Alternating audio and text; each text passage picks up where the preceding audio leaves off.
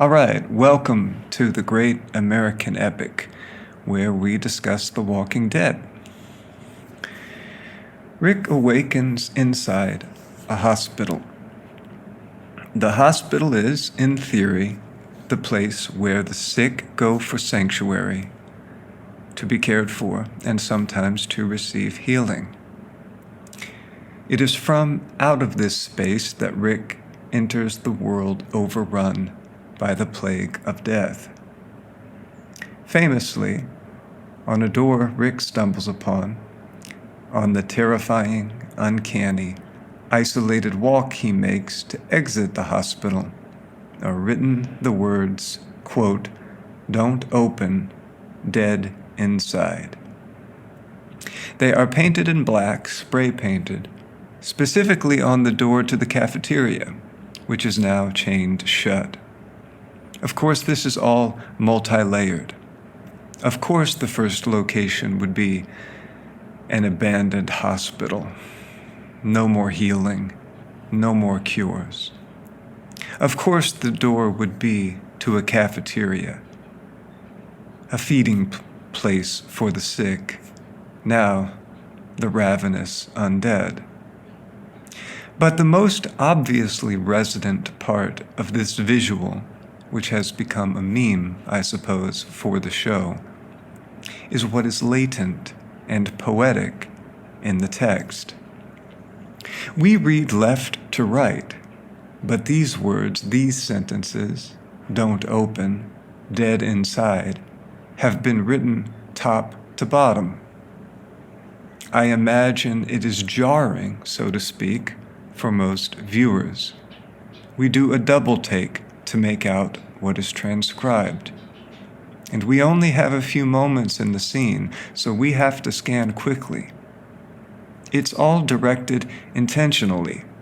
The awkward construction, the need to rewire our brain to read vertically, adds to our suspense, our sense of urgency, of time running out, our sense of a world askew.